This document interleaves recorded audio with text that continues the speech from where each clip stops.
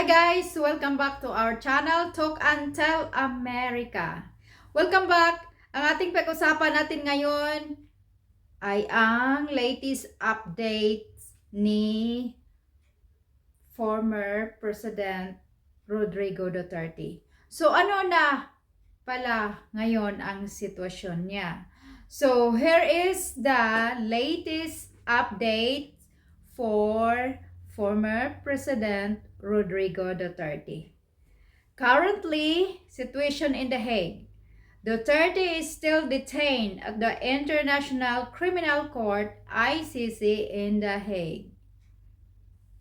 He has been there since March 2025 after being arrested in Manila and transferred to the Netherlands. What's happening right now? April 2026. Major decision is coming soon for Mr. Duterte. The ICC Appeals Chamber will announce a key ruling on April 22, 2026. Yes. This decision will determine whether the court has jurisdiction authority over Duterte's case. This is very important because if the ICC keeps jurisdiction, the case continues towards trial. And if ICC loses jurisdiction, the case could collapse. I think this is the positive for Duterte's fan and of course Duterte's family. Ayan, so hintayin nyo yan guys. Waiting for charges confirmation.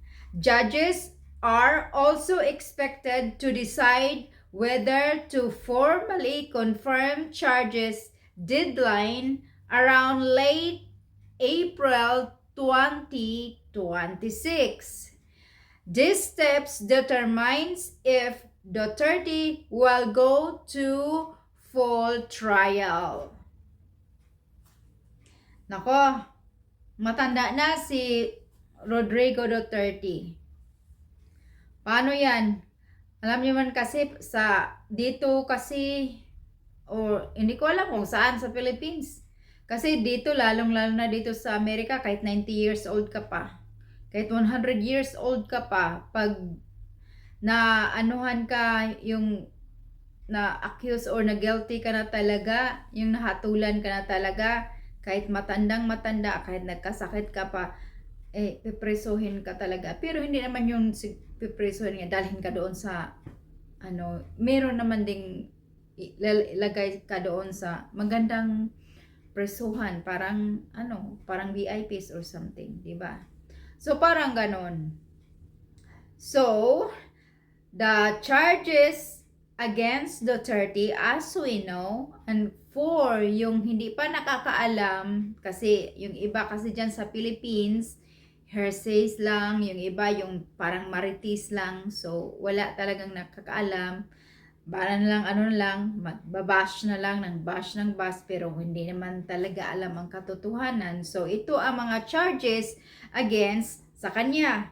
Prosecutors accuse him of crimes against humanity. Pinatay, okay? Then they claim thousands of civilians were killed, while Duterte denies wrongdoing and says action were for law enforcement. Kasi yung nangyari na yon, di ba, president kasi siya, kaya ayun, meron siyang power. Meron siyang power na gumawa ng mga ganyan, parang alam mo na yung dati si Marcos, yung papa ni Bongbong, ganun naman yung mga ginagawa niya. May martial law ngayon eh. Naalala ko pa ngayon, yung tatay at nanay ko, pinapagalitan nga kami pag maliliit pa kami nung panahon na yun. Pinagalitan nga kami pag nandyan pa kami sa labas kasi nga mayroong martial law. Diba yung si si Papa pa ni Bongbong ang president. So naalala ko yun, yung mga parents ko magagalit talaga kasi nga may martial law. So parang ganon. So ito yan nangyari din sa kay Duterte. Pero alam mo na, dati-rati kasi ang Philippines, ano pa yan, yung bang nag-collaboration pa yan sa Hague, yung ICC na yan. Pero ngayon, ginedetach na, parang wala nang kaugnayan ang Philippines at sa ICC, wala nang kaugnayan. Yung case na to, dati-rati pa to. Yung si President Duterte ay president pa ng Pinas. So, ex na siya ngayon. Ayan. So, defense argument. Duterte's lawyers are arguing the ICC has no jurisdiction. Allah, sabi daw ng lawyer ni President, the ICC has no jurisdiction over the Philippines. Yan na nga na-mention ko a while ago, di ba? Nga, yung itong nangyayari na ito, noon pa to, nga ang Philippines at ang ICC ay nag-collab pa. Collaboration pa sila. Ngayon, ang Philippines at ang ICC hindi na nag-collab, kumbaga. Wala na. None. Zero, nada. Hindi na sila nagkukunik ngayon. Tinanggal na ng Philippines ang pagka-collab or connection nila sa ICC about this. About the crimes. Unfortunately, this case was happened when the Philippines and the ICC are still friend. Friend meaning they're still collab about this. Okay? So, itong case na to, nung ginawa ni President Rodrigo Duterte, nung time na yon nga nag-declare siya ng war on drug, yung ICC at yung Philippines meron pang kaugnayan. 'Di ba? So, ang sinasabi dito kasi sa defense argument ng lawyer ni ex-president, again, sabi niya, the ICC has no jurisdiction over the Philippines. Yes, currently, wala na. But, the thing of it is, when this was happened, the Philippines and the ICC are still connected. Meron pang jurisdiction. But bahala na sila, di ba? Pataasan na lang ng utak ang mga lawyer, kumbaga. Kasi pag smart lawyer ka talaga, talagang meron ganun guys eh. Pag smart talaga ang lawyer, maka-get away talaga sa mga ganito. Yan, kasi maraming mga laws, baliktaron, itupi pa yan nila, dig in. Kung matalino talaga, ayan, enumerate talaga yan.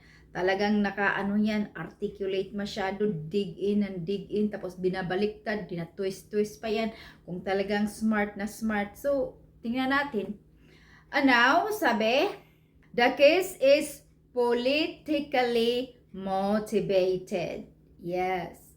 Duterte's condition and participation, he did not personally attend recent hearing allowed by the court. Hindi siya nag-attend sa recent hearing niya pero inallowed naman sa court. Siguro, dahil nga nagkakasakit, di ba? Matanda na rin kasi siya tapos nagkakasakit. So, paano maka-attend? Meron na rin yung reason, di ba? So, an ICC judges ruled he is fit to stand trial.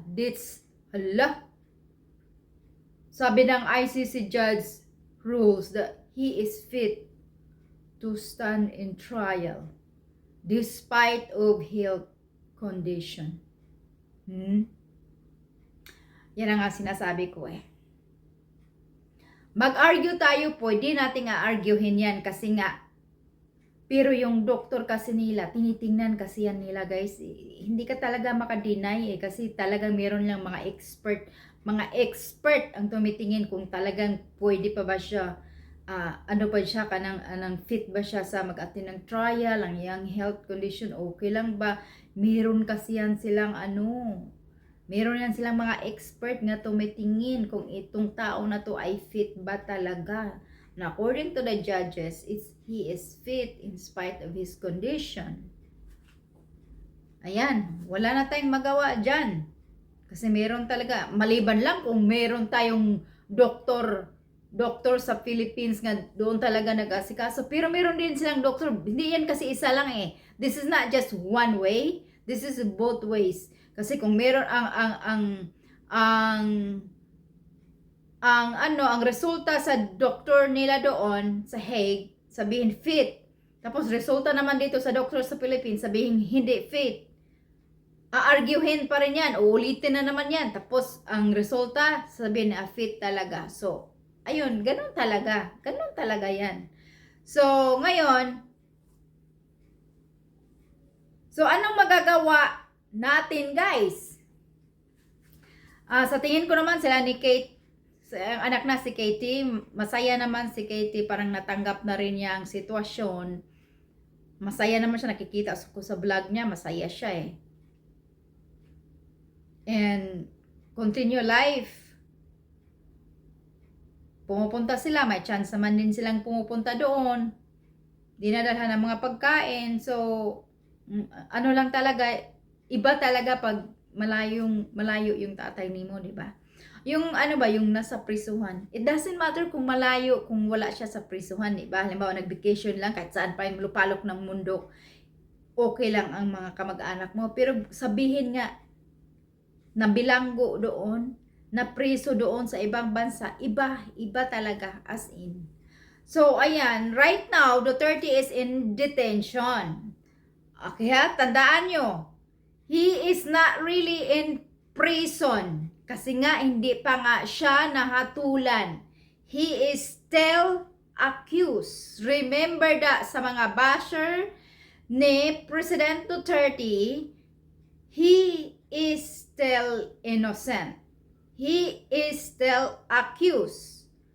Hindi pa siya talaga nahatulan, kaya wala pa siya sa prisuhan. Nandoon lang siya sa Hague, na-detain. So, he is detained. Nandoon siya sa detention. Tandaan, wala siya sa prisuhan, nga yung prisuhan talaga. Naa siya sa detention. Waiting for a big legal decision on April. So, nandoon siya, na-detain pa siya, a year na siguro, na-detain si President Duterte, pero naghintay lang siya ng pinakamalaking legal trial, legal decision, this April. Okay? Not yet in full trial, still in pre-trial stage. So, naghintay siya sa kanyang trial this April, now it's April. Hindi pa yung full trial, but this is only pre-trial. So, pre-trial, siguro kung sakasakaling hindi na talaga niya kayang mag-stand sa kanyang trial, since this is only pre-trial, pwede naman din sigurong nasa video lang siya, di ba? Kasi pre-trial pa naman eh. So, ganun. Ngayon, guys, ang ating masasabi, or ang aking masasabi lang ngayon, no? Kaya maawa naman talaga din ako sa kanya dahil matanda na siya. Tapos, at that time, ng kanyang pagka-president, meron siya talagang right to do so. Tapos yung nakikita kasi niya noon, ang daming gusto niyang, alam mo naman natin sa Philippines, grabe ang mga hindi na natin masasabihin kasi ang sama. Ang dami. So ngayon, siguro gusto lang niya talagang tanggalin yung mga ganong taong nagtitinda or naggumagamit ng mga ganon-ganon. Diba? So meron siyang power at that time. Kaso lang kasi, yung mga taong walang kasalanan, yung hindi kasali, nadadamay. Nadadamay, maraming nadadamay dahil sa recklessness. Kasi nga, tinatawag din niya nga kung sino yung madadamay, naka-video yan. Nasa video yon, sinabi niya. Kung sino yung madadamay or nadadamay ay is collateral damage. So yung mga bata na inosente nga nadadamay dahil sa recklessness ng mga rider in tandem ba yun? Rider in tandem or something? I don't know. I haven't really paid attention for that riding shit like that. So, nadadamay yung mga bata, tapos sinabi lang niya na is collateral damage. So, nanginginig o nakakakinig ang salita na yan. Diba?